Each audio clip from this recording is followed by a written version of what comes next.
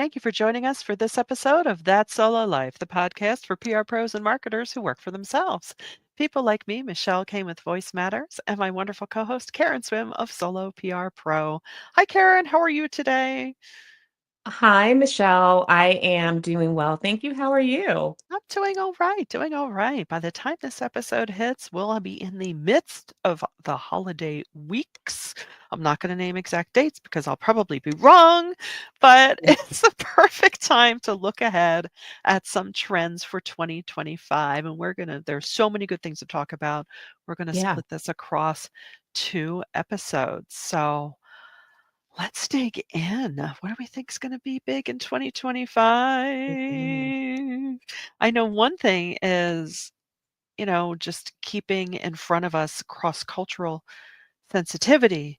We've seen a lot of retraction on the DEI front, and I know it's very disheartening, but I think for brands and corporations and companies, any business really, you've got to keep your eye on the ball because we're still a diverse world, right?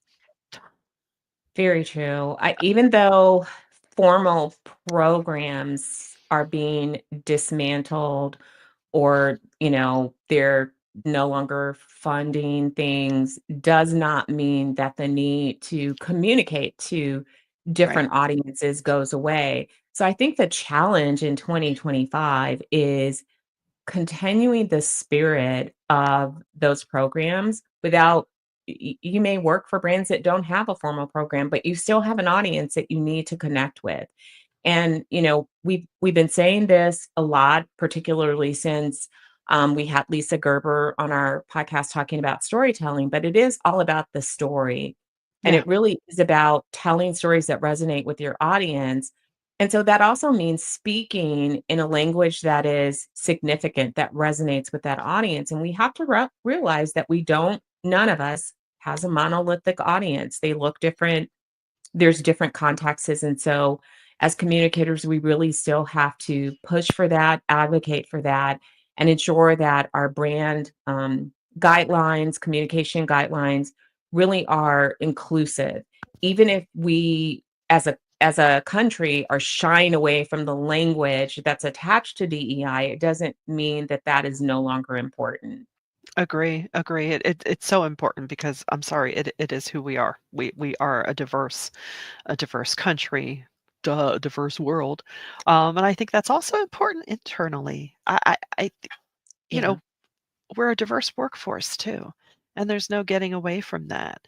And, you know, there's a way that I believe it can be done. It just comes down to let's be respectful of each other and work to understand each other. It's Yeah, as simple as that. I agree. It's unfortunate that we live in such a politically charged environment. And I believe that people saw some things that really bothered them and they overcorrected Mhm. and took away everything. There's an old saying like don't throw out the apples and the apple cart or something to that effect. The I'm not the baby remembering with the exactly. bathwater. Yeah. However, a again, as communicators, we still have a responsibility to keep in mind that we are responsible for our publics. And the way that you'll get them to listen to them is to speak in a language that is meaningful. And, I we still have to do that. We still have to balance that even in this environment where there seems to be a pushback and a desire to really be one way. Yeah, That's not going to work. It's going to create some backlash for brands. And so as yeah, communicators, we have to protect our brands and we have to learn how to make the case for these things and how to educate and advocate for that within our own companies and also with our clients. yeah. I mean, if they could only truly comprehend that being open to diversity is good for your bottom line. Dun, dun, Yeah, but it's yeah, yeah, we're in a heartbreaking time in my opinion because yes. we have tainted Yeah. good work and things that just make sense with political rhetoric, and Yeah. that's it's just a dangerous place to Yeah. be. Yeah. And, so we need to stop playing on people's fears and insecurities and work together and be stronger. So anyway, yeah. So another trend we are seeing is just, and actually this is more a hope for me as well, and I'm sure it is for you, to have a focus on enhanced internal comms because that is such an important backbone of a successful business. And some places do have formal departments and systems in place and others don't. And it's okay. I get it. There's only so many people and so much time, but keeping your employees involved, especially as we're still partly hybrid, some people still work remote, some people are coming in. Keeping everyone on the same page and on mission is so key. I agree. And, we talk a lot about trust and we talk Mhm. a lot about how trust in organizations has declined.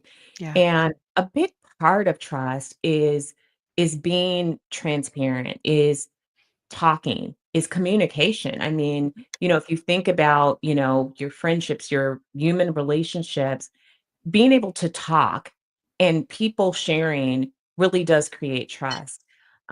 Last week, I talked to someone who worked for a company, and she said to me, she said, it's almost terrible because if I ever got to a point where I hated my job, I would have to leave this company. Hmm. And she said that because she works for a company that she loves. She trusts Mhm. them. The leadership is open and honest. They Yes. bring the employees into decisions. They respect the skills and the expertise. They open the door to let other voices come in. It's not just all about the executive leadership team, but they're open to that. And as she's evolved in her career, they've, allowed her to grow, and they don't care. The leaders don't care if the people outshine them because that's what you want. Right. And so it was such a beautiful thing to hear Yeah. because she trusts them and she Yeah. trusts the direction because there's this open communication. I wish that in 2025, like you, Michelle, I hope that the trend is valuing those internal communications as much as we do external media. Yeah. Yeah. Because I can attest, having been a part of or witnessed workplaces where it was great and it was open and then suddenly it wasn't and it just changed and you no longer wanted to be a part of it. So yeah, I that's our wish for the In new there. year. Yeah, right? I'm sure everyone out there is probably nodding their head. I'm like, "Oh, yeah." Yeah. And another trend that we have our eye on is influencer partnerships. Influencers, they're not going away anytime soon. But how are they going to be at play in 2025? I recently attended a panel with my Philly PR association with some local Philly area influencers, and it was really interesting. And I I know this isn't a blanket across the board, but it was really great to hear their insights and honestly their ethical approach, each one of them, and their desire to just do a good job for their clients because, well, duh, clearly that shines a positive light on them as well if they represent well. So it was really interesting how open they are to being creative and just desiring to do their best work.